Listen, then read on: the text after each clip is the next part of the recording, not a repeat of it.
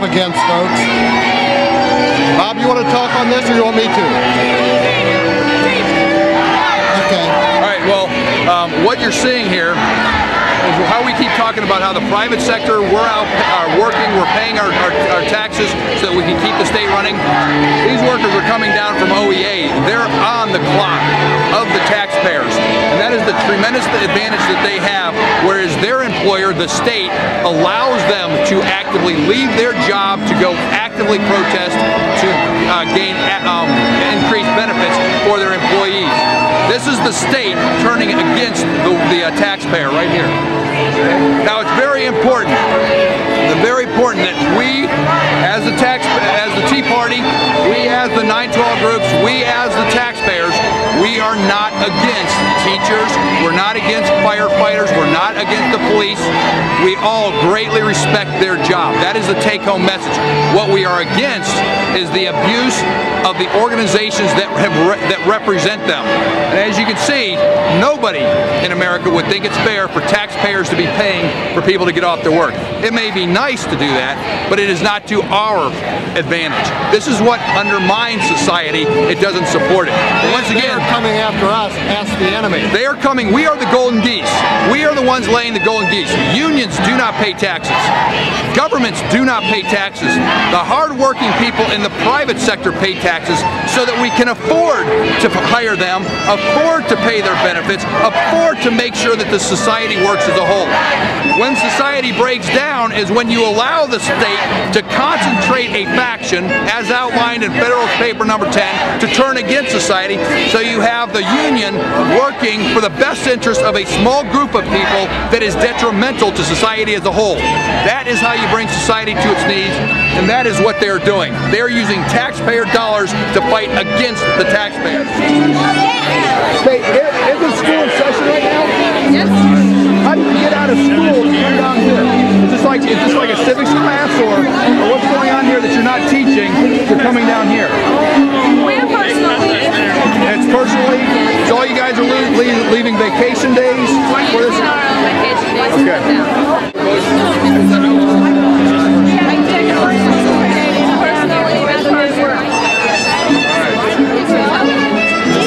Okay. Teachers united. Workers united. People of the world unite. That's the message that they've got. What we need to do is have taxpayers of the world unite.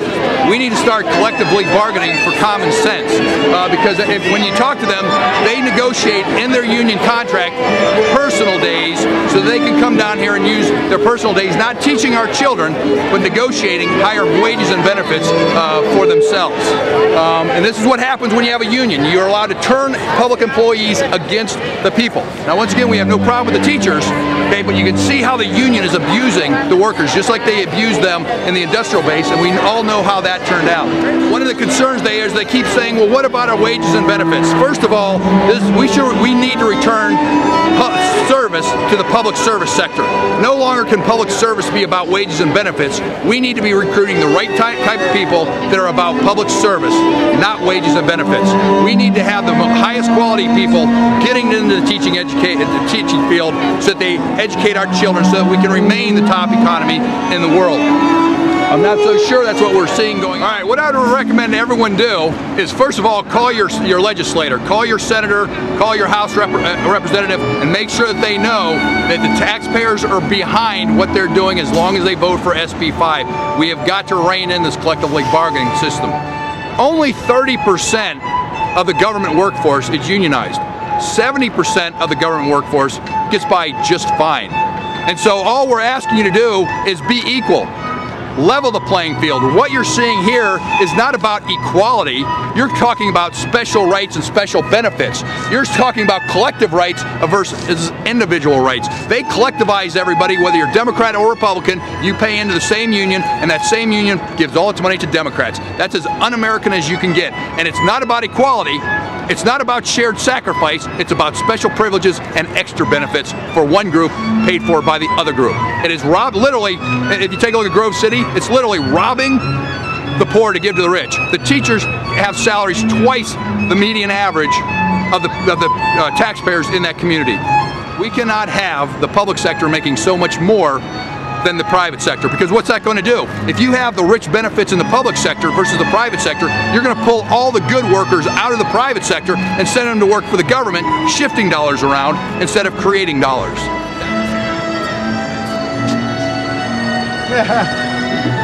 Now wait, we just talked last weekend, didn't we? Yep, you got my card. I do. Good to see you. I keep fighting a good fight. Yep. I didn't recognize you with your hat and your slide. The message of today: taxpayers of Ohio unite. We need to have some collective bargaining for some common sense down here in the State House.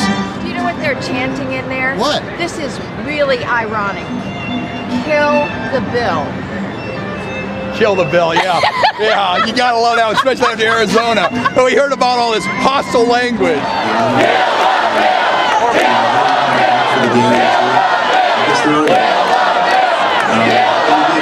Say that. That's what we're up against, and that's what we've got to stop. We've got to take back America. We've got to have it run by we the people, not they the union. Just take a look at who we've allowed to unionize. We've allowed many people in the EPA to unionize. They've used the EPA to destroy the very jobs that were creating all the jobs for the working men in America, men and women of America. A while ago, you heard the progressives all upset about the political language that people were using. Of course, it was all directed at, political language is bad if it's done by the conservatives, but we can't, the progressives, the rules don't seem to apply to them. So if you go in here, what you hear them chanting is "kill the bill, kill the bill." Seems to me the sanctimonious outrage that came out of Arizona doesn't seem to apply to the progressives on the inside here. But I agree, we need to tone down the language, stay focused on the issues, okay, and get this issue resolved. It doesn't help anyone pointing fingers and calling people names. I believe that the Tea Party was called retards by the union leader the other day.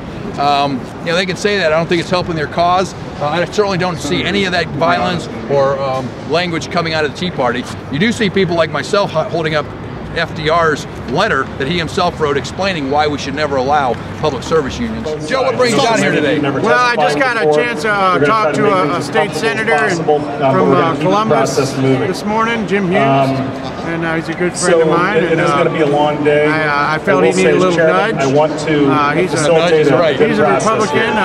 Traditionally, though, he's had a lot of strong union backing. We have a lot of people, and he's going to need more than a little arm twisting to support this bill. I told him we just don't think some are more equal than others. This government elite ruling class with government workers and getting all the best benefits. We're on a collision course with disaster. While they're pulling teachers out of the classroom to send them down here to lobby, we at least need to pick up the phone when we're at home and call Because what we're seeing here is 30% of the public sector controlling the other 100% of the state of Ohio. We're allowing a very vocal and concentrated and powerful minority to control the majority. That is antithetical to the democratic process. But as you can see, and Madison warned us in Federal Papers number 10, that when you concentrate factions, they can destroy a republic. And that's exactly what you're saying. Democracy is kind of mob rule. This is a rent-a-mob. We're going to keep things moving by all intents and purposes. This is a true test of democracy, and we're going to make sure primarily on the government dole, because it's very important issue for us.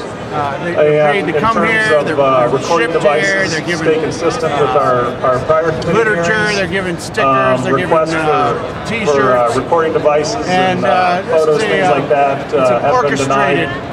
Except for credentialed media, reserve amendments. This is the way to destroy a republic. It was outlined in our founding. Every society in the past that formed a republic found out this exact same lesson. If you allow factions to run wild, they will destroy the nation as a whole. Joe, you got Sure, yeah.